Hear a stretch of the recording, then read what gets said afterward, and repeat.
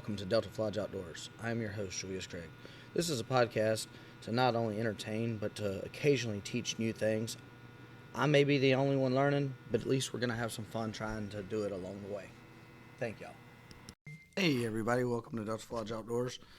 We're recording this one on January the 18th. It should come out about I should have knew this. Hey everybody, on today's podcast I have Hunter Wesberry of Hunting God Outdoors with me. Hey Hunter, how are you? Good. How you doing, man? I am good. We'll dive right into this.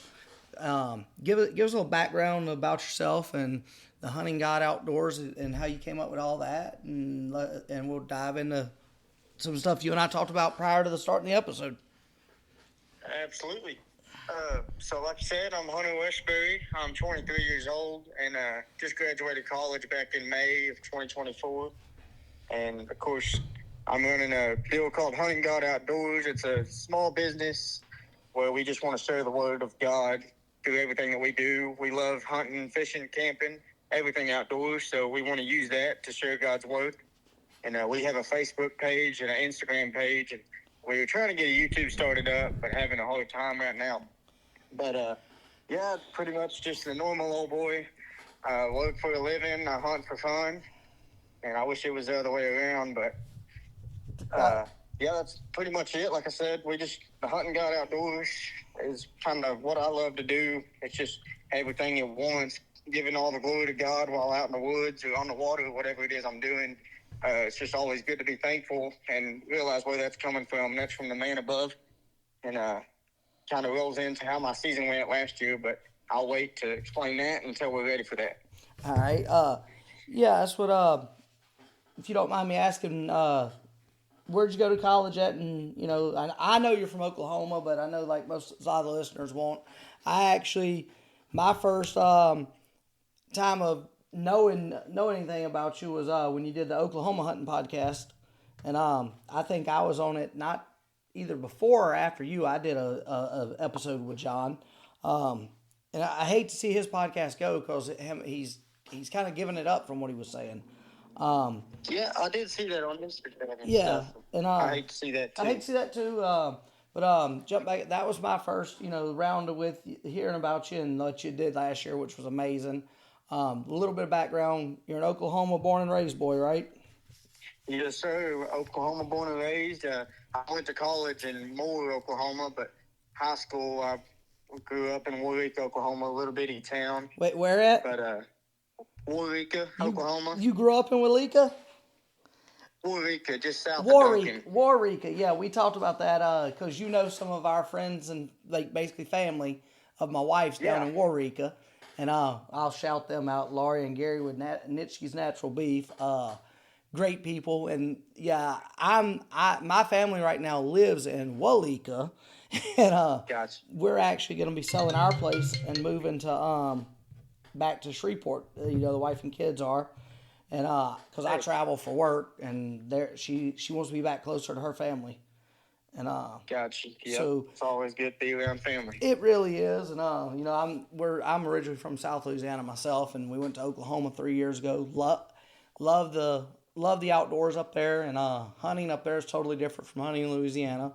So yeah, you did that, and like I said, once we talked, we've texted back and forth for probably off and on about 6 or 8 months now, and just hadn't worked it out. Yeah, it's pretty much been 6 or 8 months. Just kind of had work schedules didn't line up real good to get together. But I'm glad to finally be on here, and I appreciate you having me. Oh, no problem, bud. Like I said, I know. I've listened to the story behind, that little bitty deer you killed, right? And, like that's one of those, like, you kill him and it's kind of like, what can I do from here? And, right. I'll let you kind of dive into a little bit of that. So you can, what did you say Buckmasters had them at like 205? Yes, 205 and some change. I think it was in 2.8 or something like that. Can't really remember. But, 205 and some change from Buckmasters. I'm waiting to get him back from taxidermist so I can get him Vernon Crockett scored and see if he goes for that after the drying period and stuff like that. So, pretty excited for that. I'm not going to ask too much, like, pinpoint information on that, but being that big, that's probably going to put you what in the counties from what top five? I'm not real sure, man. I kind of looked, and I don't remember what it was, but there's been some really really big deer killed in Jefferson County, and so I'm not sure how high up there I'll be. If I'll be way up there, or kind of midway, I'm not sure. Yeah. But I know a couple different giants got killed around Jefferson County this year, and so it was a pretty good season for a lot of people this year, I guess. Well, it's ideally like I wish, and if I can find the information, I'll send it to you. And and a guy talked about, you know, conditions come together about every 5 to 7 years to really produce like some just hammers. And one of the guys I was listening to talked about this past season and this season coming up would be those ideal years of killing some really good deer. And last year, nationwide, some big deer fell. Oh yeah, You know, they had a guy that killed 186 and some change on public land in Texas, East man, Texas at that, which is, that's an amazing thing to do in East Texas. right.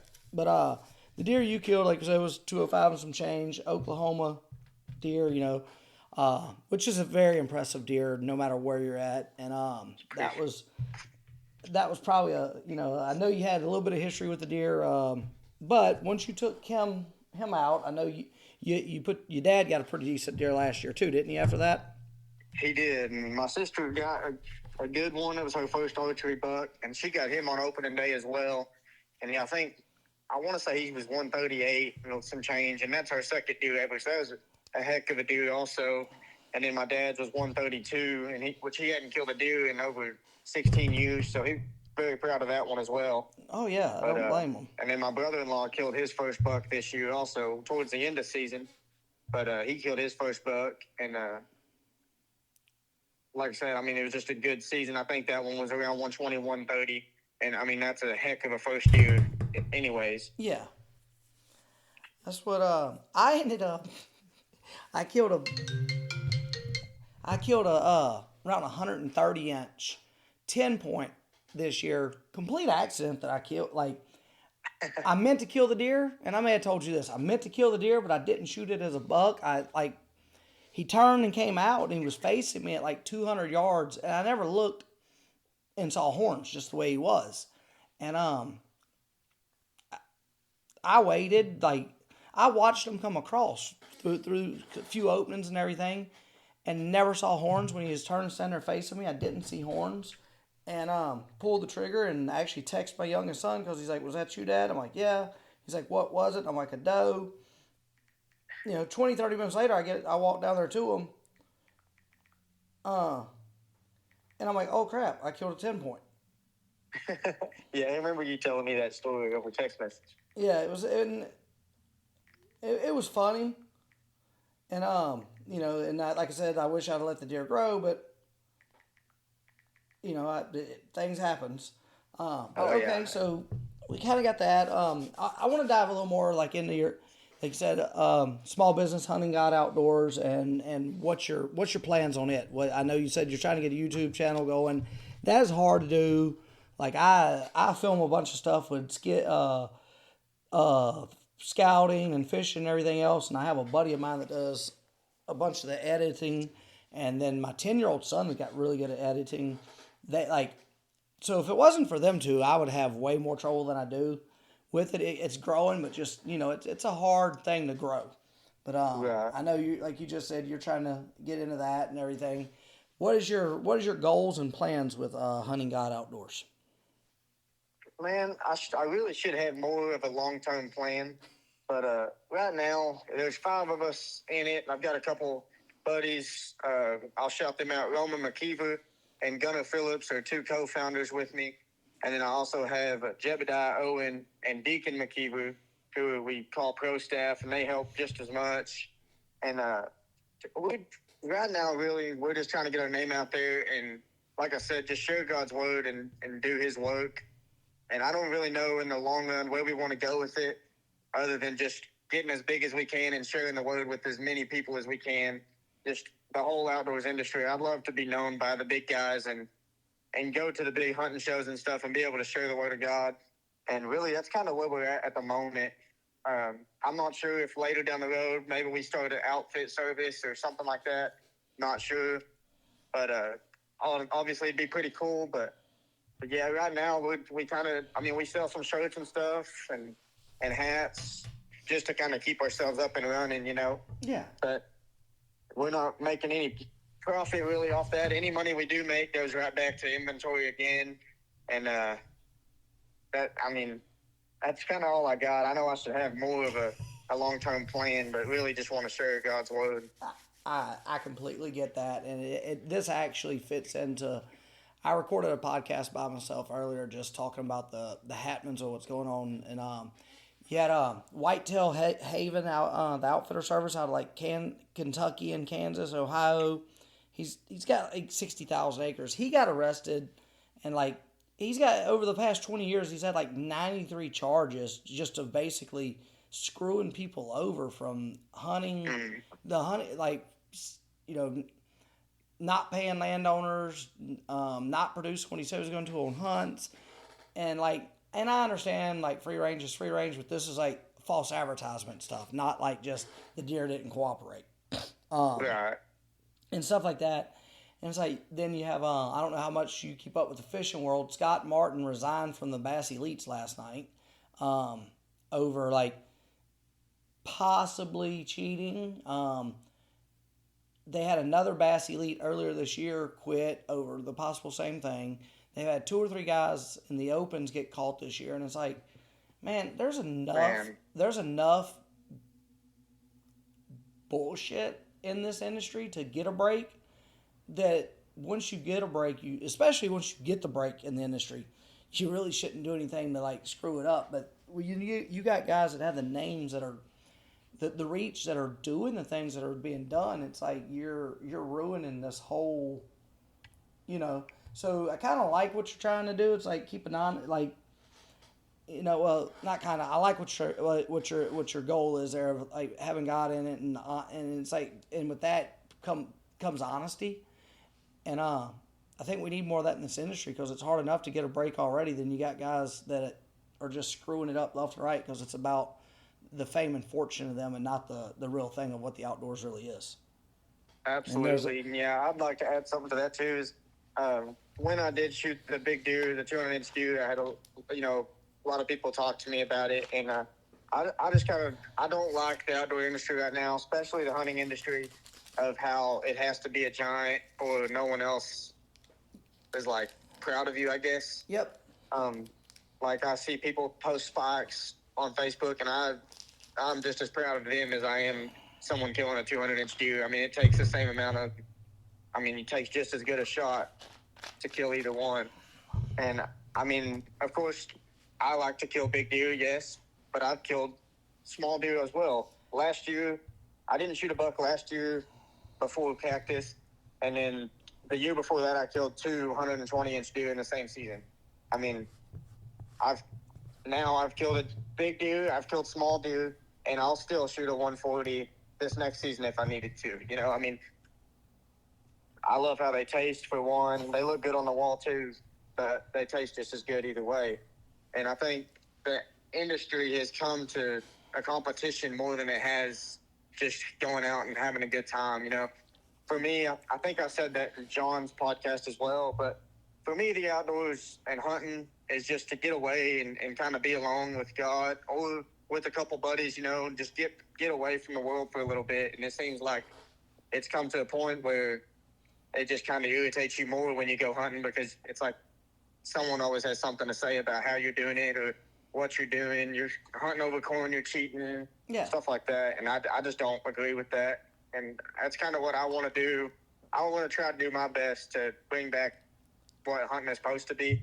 And it's supposed to be a big community of everyone supposed to be proud of each other. Who cares if you shot a spike or a doe or a 10-point or a 27-point? I mean, it doesn't make a difference if you're happy with it. If it gets your heart pumping, pull the trigger. That's my take on it. It always has been. It always will be. But that's something I like to say because if anyone out there hears this and could agree with me, you know, I bet there's a bunch of them that do. And of course, there's going to be a bunch that disagree, but that's all right. And well, as we can say to add on to that, Brandon Adams from real I forget his YouTube channel. He's an Oklahoma guy also. Great dude. He's been on with me, and we talked about that. And he's like, dude, it doesn't matter if it was a doe, a spike, as long as it's a legal deer, you should be proud of it, and people need to quit For sure. shaming each other because we're one big community. And it's like, that's where I get aggravated. And the fishing industry is the same way. If you're not doing this, you're not doing that. If you're not throwing this, if you're not, and it cracks me up because I got a couple of my pro staff guys and that I've been friends with for years, Brant and Ty, and that's the ones I go on a lot of hunt. Like we do our hunts and everything together, and we talk daily. Always cutting up. I had Brant so mad at me yesterday because in Louisiana they're starting to say there's a bunch of they're having some CWD cases.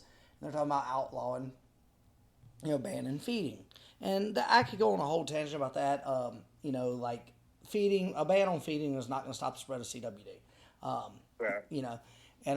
But I was like, he's like, well, good, that'd make hunting easier. I said, says the guy that killed both his deer over a pile of feed that this year. And he laughed. He's like, well, you produce a feed. I was like, right. And he's like, you don't care? I said, I produce a feed because it gives me, I said, and the reason I developed that feed was because it gives me and I hunt public land 90% of the time, but it's like when I do hunt private, especially with my kids, I want that deer stopped at a certain place. I know he's going to stand still. I know what he's going to do. I want to make their life as easy as I can. And it's like, even with a new hunter, I want to make their life easy. So I'm going to set it up where I'm going to rely on the feed to give them the best, easiest shot that I can to make it where they want to hunt. And it's like we're working on. We should actually draw Kansas tags this year. We had 1 point and we put in for the draw for this year, and but it's like we have public land, private land we can hunt there, and public. And I'm like, I don't care either way what we hunt. It's just it's getting to go and the opportunity's there, and it's like jumping to that, you actually got to hunt a little bit of public land in Oklahoma this past year was one of your first times to do it, huh?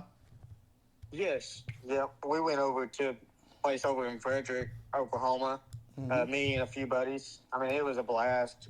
We saw some good deer. My buddy missed a good deer. But I mean, it's always a good time to get out and hunt something that you don't know. It really is. And after when we get off the air here in a minute, when we're done with the podcast, remind me and I'll text you. They got a really good location that's bow hunting only for Oklahoma. That I'll send you I'll send you the location and we can talk throughout the year on some points on it. I can. The only reason we didn't kill a deer on it this past year was I took my youngest son with me, and when we were loading the crossbow and everything, and I may have told you this when I was getting it out of the shop for him. I handed him the bolts. I had the crossbow, put it in a bag. Don't think anything about it. The next day he goes to work with me the next day. We're going to spend the night. I'm off the next day. We're going to hunt all day, but we're going to make a hunt that evening. I look at him, and I'm emptying the bag that evening. I get the crossbow cocked, and I'm digging in the bag. He said, what are you looking for, Dad? I said, the bolts. He looks at me and said, oh. I said, what? Oh, he said, I laid them on the pool table. They were still in the shop, 200 miles from where we're at. And so we went and scouted and just kind of stalked. And we saw 4 deer that evening. And then I set them on a field the next morning before we left just for shits and giggles. And I didn't even pull my bow out that morning because I'm like, I was just going home, hunt the house. That morning we sat there before we left and everything and counted. We saw, I think it was 17 head of does out in that field. And I've got some last year. I don't have video of it. I can send you some pictures of the deer from there the last couple of years. But I pulled up in September, scouting, and then they were still in their bachelor groups, the bucks. There was 8 of them together, and they were all 130 and above. Dang. And I'll try and put you on something over there. No guarantees, but I've put a little bit of work in over there, and I I will probably try to make a trip there this year just to hunt it. And I know I met a boy last year there from South Louisiana. We ended up knowing some of the same people, and we grew up like 5 miles apart. Him and I camped out there and hung out like for a couple days and like had a blast. He ended up he's didn't kill anything there. He saw a few, didn't kill anything when he came back in deer season, but he killed in Nebraska and Kansas. Dang. And on public land on both, so he had a pretty good year. But so what is your plans this year? Some public land hunting. You got you a big buck figured out for. You think you might have? I know this is early in the year, but you think you might have a potential this year on your place or not? Late season last year after I shot cactus and everything, and then of course my sister got hers, my dad, my brother-in-law. We still had some really good bucks running around. They're kind of post rut, and then I pulled my cameras and I put them on ponds because I'm a big duck hunter too, so I like watching them birds coming in. So I put a bunch of cameras on ponds, and I haven't even put my cameras back out. Man, I'm running behind this year. I'd like to already have them done. I've been pretty busy, and then kind of getting back on the water fishing and stuff. I just haven't taken the time, but I do have a deer out there that I don't think I want to shoot him this year. He's a pretty good deer. About 2.5-year-old, 11 point, probably 135, and he's going to be a giant. I'm pretty sure he's offspring of the deer I shot last year. It's got the same genetic line, kind of non-typical look to him, and I'm pretty excited to see kind of what he looks like this year.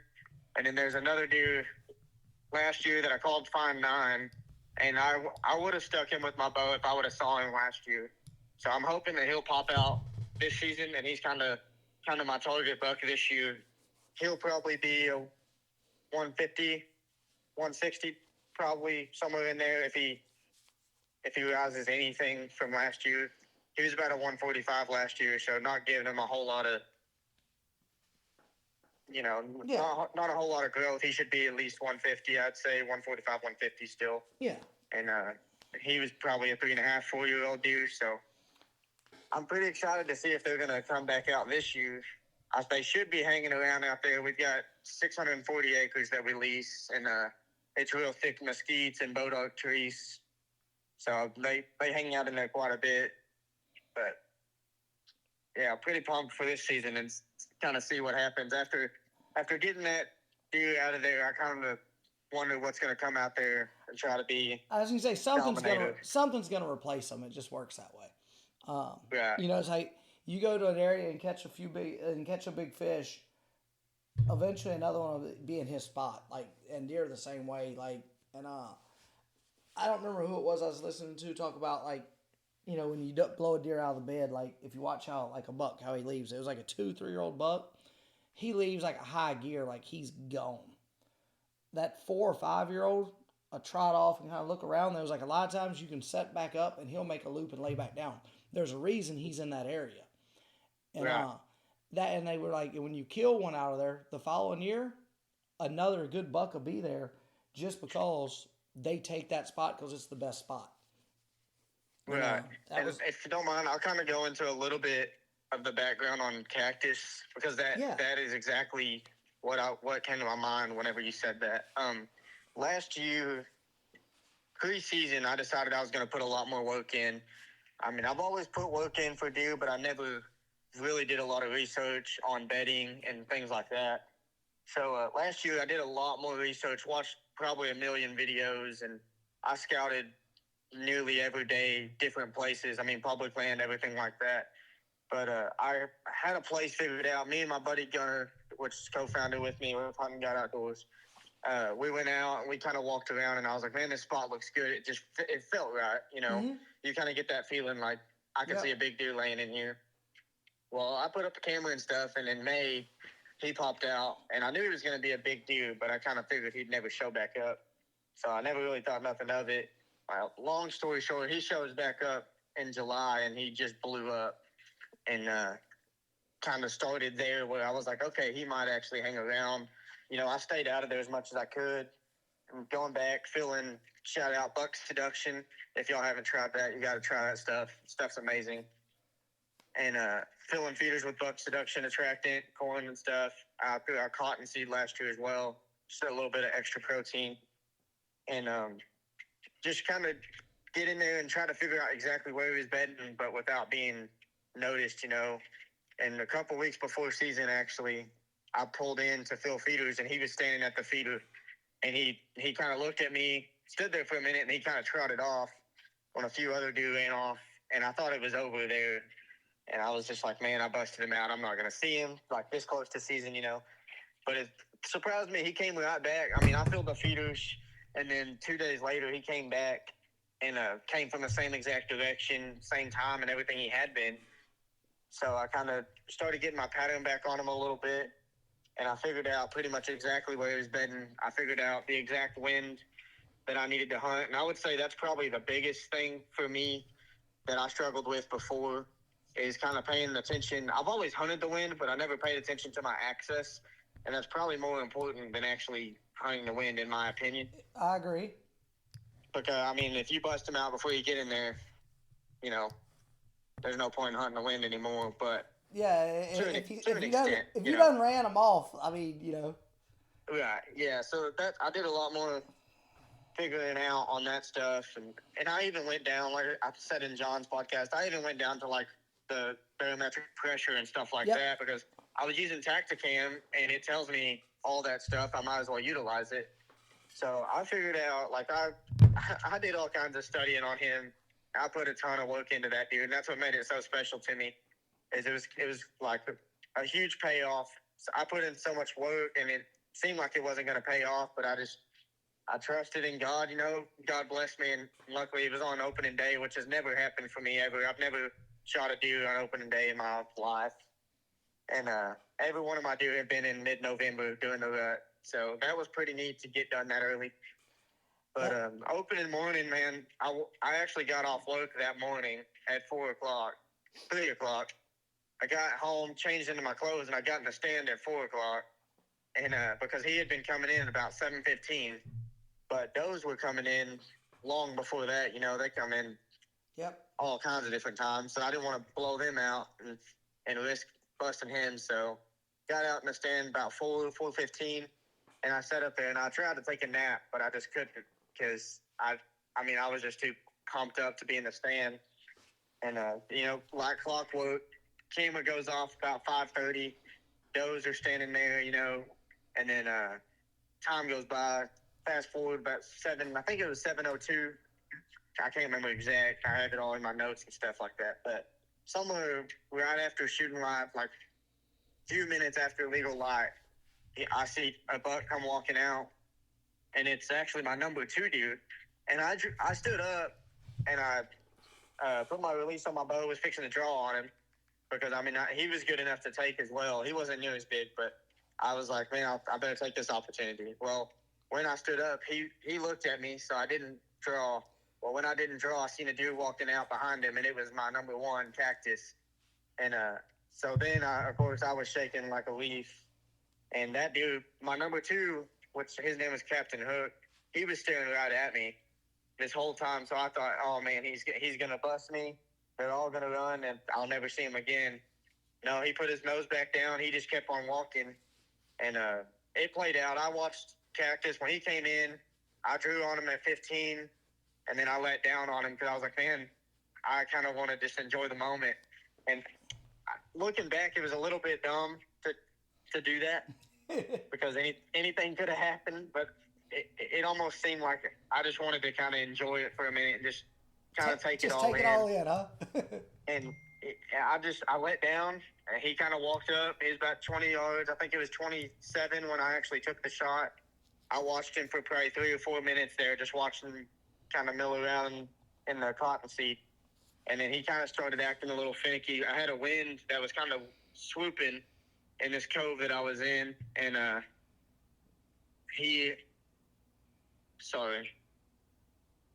looking at what I'm pretty sure is a mountain lion right now. You might call me crazy, but no. I'm on my way. Yeah, I'm on my way home from work by Waurika Lake. They have them there. I'll send you a picture of the back hip on my stud horse. back from you know, 8 months ago or whatever. You tell me what you think it is, because you know what I mean, like. Right, yeah, and they've seen them out here at Weaker Lake on the dam.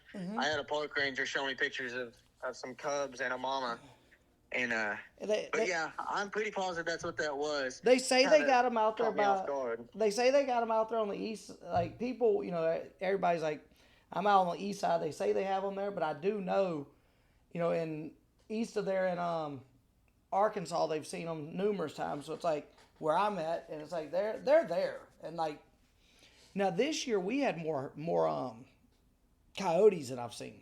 Let alone, Man, we had coyote problem like crazy at our place this year as well. So yeah, we my wife, when we first bought the place, she got some of those Great Pyrenees, and they were puppies.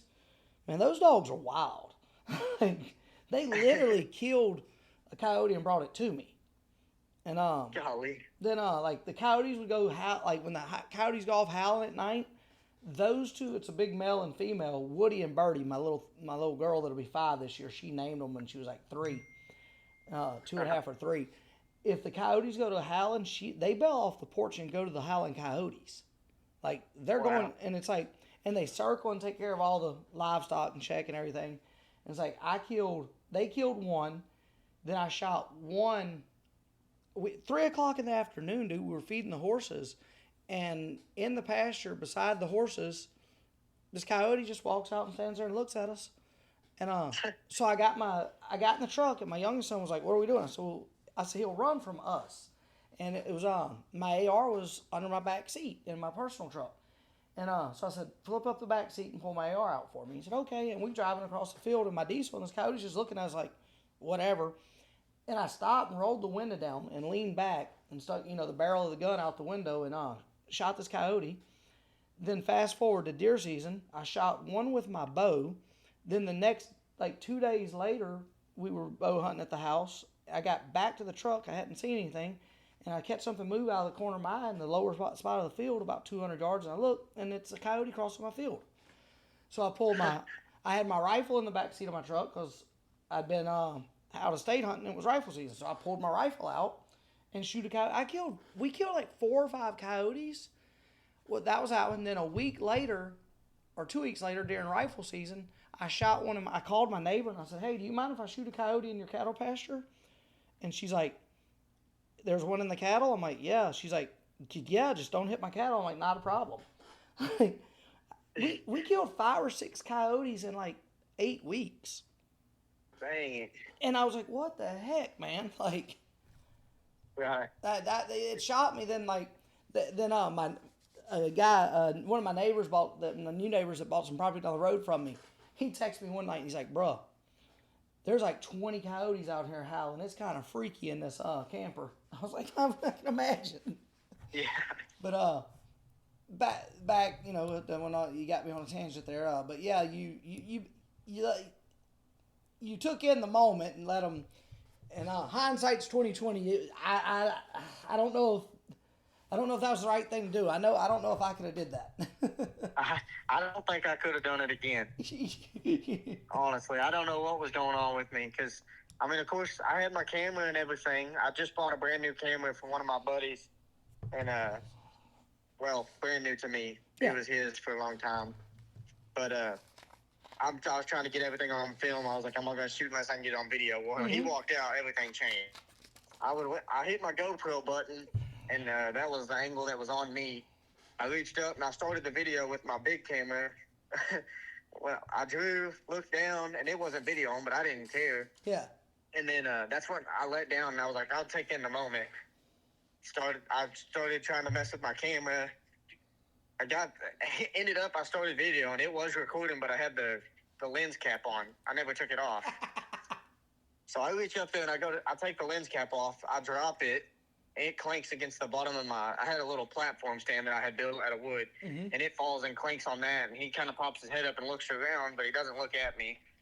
Then he walks on to the feeder, get my camera going, and it was low light. I was in the woods, so it was kind of low light, and you could just barely see him through the camera, and I'm panning the camera up, and you can see the whole daylight in the background, and you can see everything but him, and I was like, man, but I wasn't gonna mess with it anymore. I was trying to get it going, but Yeah. when I drew, I was shaking like crazy. But when I drew, it was like a whole sense of like calmness came over me, and it was just like any other time I've shot a deer. I was calm as could be. I let it fly, and then of course, I thought I smoked him good, and it felt super good. Like he was quartered away a little bit, and looking back, I probably should have been a little more selective, but he started acting weird. Yeah. So I took the shot I had. He was quartered away 27 yards. I was comfortable with that. I mean, I've been practicing out to 70 yards all season, or all off season. So I mean, a 27 yards chip shot. Yep. So I let it fly. It thumped, and it looked like it blew through him. The way he turned, I guess he kind of slung that lighted knock kind of at a weird angle, and it looked like it blew right through his other shoulder. So I was like, oh, man, he's smoked, you know. Of course, I try to get the video on him, and you can kind of see him run off. And then I'm calling my dad and my fiance and my buddy. And my buddy, actually, Gunner, his phone wasn't working, so he didn't even get to hunt opening morning. His phone messed up, so he couldn't answer his phone. And, of course, I had a bunch of people wanting me to let him know when I shot him. And I waited about an hour and a half, and I thought I heard him crash in the woods, but I wasn't positive. So I waited about an hour and a half, and my buddy Gunner called me back. I got down, and I started looking for my arrow, and I couldn't find any blood, couldn't find my arrow or anything. So I was like, man, did I hit him in the shoulder? Like, what happened? And I'm on my hands and knees crawling around, and my buddy gets there, and he starts helping me. We find a little bitty piece of shoulder and some meat. So I lost all hope, kind of. I was all kind of mad about it. But we kept looking, and we couldn't find but a couple little drops of blood. And then I got up, and I was like, man, I'm just gonna take off walking where I heard that crash and see if I can walk up on him and get another one in him. And I get my bow and I get one knocked up and everything. And I'm walking and I see belly, so I grab my binoculars and I look, and he's not breathing. And so I hollered at my buddy. I was like, hey, he's over here. And we walked up to him, and I mean, he was smoked. I hit him a little far back, but the way he was quartered away, it went through everything, double lunged, and it stuck in his back shoulder. But it didn't go all the way through, so that's why I wasn't finding blood. Mm-hmm. It was just he was filling up his cavity and had nowhere to go. But yeah, I mean, it turned out. It couldn't have turned out any better. It was definitely a blessing from God. That's kind of what I was telling that whole story for, just to go back to kind of remembering what you're out there for and stuff, mm-hmm. and who to give the thanks to. It's never anything you did. Of course, the work that I did, it helped a lot. It helped me know he was there. But if I was supposed to kill that dude that year, I'd have shot him either way. Whether I'd never been out there, I went out there every day. If the Lord wants it done for you, he's going to get it done for you. It's kind of what I'm trying to say. That, and what I'll add to that too is old saying, watch as well as pray. I don't remember which guy it was in basketball years back. He got drafted, and everybody gets up there and thanks their mama, their daddy, their coach, somebody, right? Yeah. He's like, well, I want to thank God for giving me the talent, but I want to thank myself for working my behind off all these years to make it to where I was at. He's like, because I'm the one that practiced all night. I'm the one that did this. So what I'm getting at is not to sound like selfish in the thing. Yes, you thank God, but you put your work in. And if you don't put the work in, you can have all the God-given talent in the world and all the blessing you want from God. But if you don't put the work in, then it's hard to be rewarded. Absolutely. I agree with that. And that's kind of something else, going back to kind of the hunting community problem we were talking about earlier. I had a lot of guys, of course, talk about how I killed them over a feeder and stuff like that. And like you said, not to sound like arrogant or any way at all, or selfish, or whatever word you want to say there, if it was so easy to kill them over a feeder, why isn't everyone killing 200-inch deer over a feeder? Exactly. And that's... You know what I mean? And, I had a guy tell me that, and he was like, well, anybody can kill one over a feeder like that when you feed them 300 days out of the year. I just asked him, I said, you ever hunted over a feeder? And he said, oh, yeah. I said, you ever killed a 200-inch deer? And he said, no, and I just smiled. Yep. And he kind of ducked his head. But I don't mean that in any way being rude at all. It's just kind of, think about what you say before you go to talking to people like that, because Yep. it always is going to come back on you. Well, I'll go into the fishing world with that. Everybody's griping now about forward facing sonar. Yeah. I have it. Do I use it? I've used it. Have I won tournaments with it? I have. When I was in Louisiana, the first time I ever used it was one of my club tournaments, and I caught 40 or 50 bass that day in the middle of August in a lake, and everybody else caught like they had two other guys with limits, and they caught like 7 or 8 fish all day. But just because I had the technology, just because I knew how to use the technology, doesn't mean anything. Didn't mean, I had to figure out how to make that fish bite, because even though I could see him, I had to figure out what to do to entice him to bite once I got in front of his face. Just because you can see him doesn't mean you can catch him. Just because you got that deer coming to that feeder doesn't mean you're going to kill him. And it's like, that's what I tell, all the time. Like, we hunt public land a good bit, and it's like, I tell my pro staff guy, Brant, that's always with me, and like one of my best, probably my best friend. I'm like, dude, the way I look at it, I said, when we're going, I said, I said, there's what I like to call a hub trail. When you got 4 or 5 trails coming into one. He said, yeah. I said, Yeah. That's where you want to hunt. You're multiplying your chances. I said, that's like having that feeder out there. I said, when you're hunting your box stand at your private land. I said, you got that feeder, so you know where he's going to come. Yeah, I said, that's why you hunt. You find a hub or you find a feeding tree that they're going to and everything. I said, that is why you're trying to multiply your chances. But just because I can put you in a spot that's going to have 5 or 6 trails coming to it, it's up to you from there. And and that's what people don't understand. Like, I can, there's no guaranteed. Like, and it's like I just get frustrated because like usually the ones griping are the ones that just can't do it. Whether they don't want to put the work in that everybody else has to do. I made that. And I'll say this also. Sorry, go ahead. You go ahead, then I'll go. All right. I'll say this too. A lot of it, like you said about the trails and stuff, you can't just slap a feeder up in any random spot and get big deer coming to it either. It's got to be in the right spot because, this spot that he's got to feel I have safe my feeder there. in, it's a perfect spot for it, really. It's in a bottom. There's not a whole lot of topography out at this place, but it's about a 30-foot little topography difference. He feels safe. So you got a wheat field up on the top, and then there's a creek, a dry creek that kind of runs through the back of that, and it drops down about 30 foot at a slope.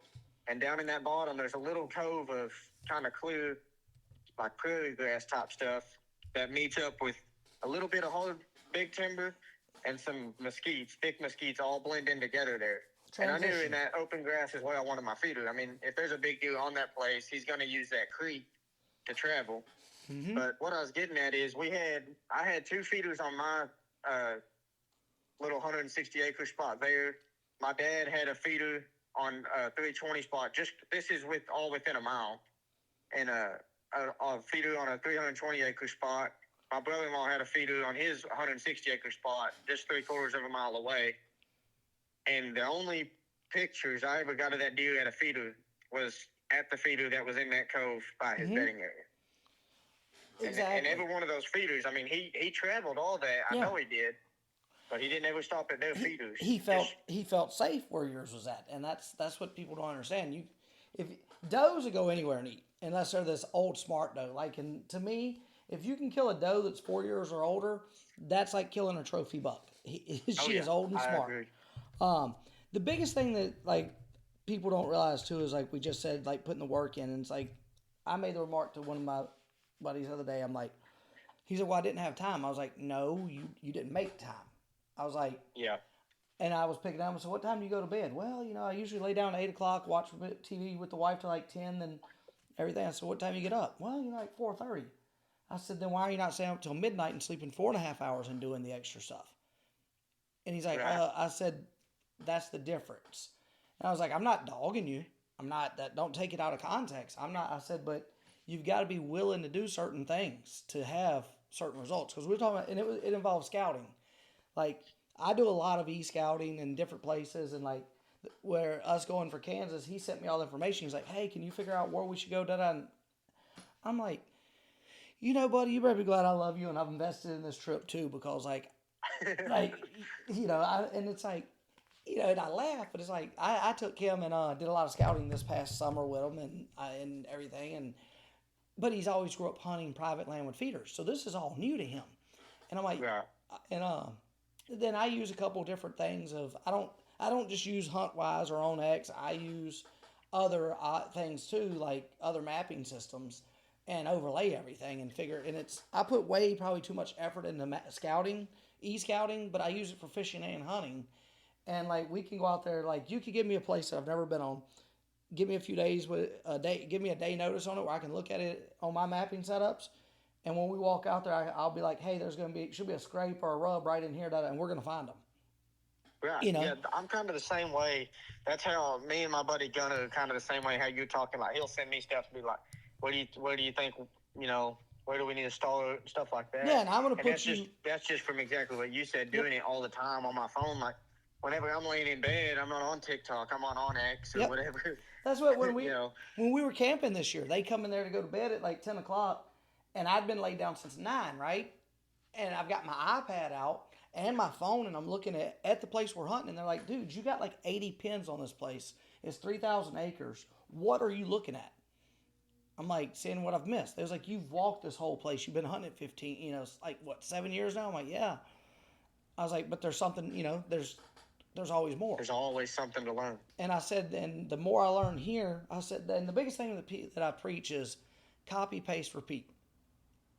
It's, if they're in a transition that's ABC, find that same exact style, and it doesn't matter if you're in Oklahoma, Nebraska, Maryland. If it's A, B, and C's there, guess what? The deer are going to be in the same thing. You should be getting close to home, huh, buddy? Yeah, I'm fixing to cross the creek about 2 miles from the house. Okay. One quick question for you. Like you said, you're engaged now. And your whole family hunts. Is she a hunter? Not really. She don't hate it or nothing like that. Yeah. It's just not something that she absolutely loves like I do. Yeah. She did mention that she wants to get into fishing this year, so I'm pretty pumped about that. Hey, that's awesome. So she wants me to take her fishing, so I'm gonna do that and try to get her into fishing. But she's gonna go hunting with me next year. All right. But yeah, she's not much of a hunter yet. She will be eventually. She will be, huh? Is she gonna be part of your? The way it sounds, she's gonna be part of your clan there. Then she's gonna have to be. Yep. Then quick question. You did a little bit of ribeye of the sky hunting, huh? Well, just geese and stuff. I haven't done any sandhill yet. Okay. I didn't know because I want to do some sandhill and just haven't had an opportunity. I haven't made time. So. Yeah. Well, that's me. I've always kind of wanted to do it, and I've never put in the time to even try to look for them or nothing like that. I know a place where I've been told that they are, and that's that public land that I hunted in Frederick that I deer hunted, and they say they fly through there like crazy, but like I said, I've never gotten into it too much. We did a lot of goose hunting this year, but that's something else that the outfitters have kind of taken over a little bit of that. Fixing to say, the outfitters in the area you are have been selling the crap out of some sandhill crane hunting. Really? All right, well, I want you to go on and, like I said, this was, we're going to wind it down. This was Hunter with Hunting God Outdoors. Go on and tell everybody where they can find everything, Hunter. All right. Yeah, so like I said, we have a Facebook page. You can find us there at Hunting God Outdoors LLC. And then our Instagram is h.g.outdoors, and it's all lowercase. And we mainly post a lot more on Facebook. We're a little more active there. We have few more followers there. I think we're around 600 now. And I appreciate everyone that is already supporting. We couldn't do it without y'all. Y'all are what keeps us in it and what makes us want to keep doing it. And I'd appreciate that if y'all do go follow us and just kind of, interact with our posts. We love to hear y'all's stories and kind of what hunting and fishing means to y'all. And, man, I appreciate you having me on here. I really do. I had a good time talking with you. I appreciate We'll have to get together and do some hunting and fishing together. Definitely. And like I was going to say, anytime you want to come on, just let me know and we'll schedule it. I appreciate you coming on and look forward to doing it again with you or going over some hunting stories or some mapping and everything. But like I said, I'm gonna send you some information on a WMA. I'm gonna try and send it here in a little bit. I gotta return my.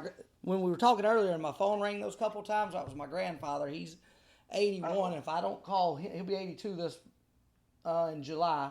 If I don't call him by 5 o'clock every day, he's calling me until I answer. Well, So, that's good. And That's good, y'all. before I moved to Oklahoma, we hung out together every day. So, and then I've been down in Louisiana the last few weeks, so I've been hanging out with him a good bit. So he done got spoiled again. So, but I hear you, man. all right, bud. Well, you be safe. I appreciate you taking your time. Thank you. Appreciate you. Have a good one. You too, buddy. Bye bye. All right, that was our podcast with Hunting God Outdoors. We appreciate y'all. Thank you. Julius Craig, Delta Lodge Outdoors.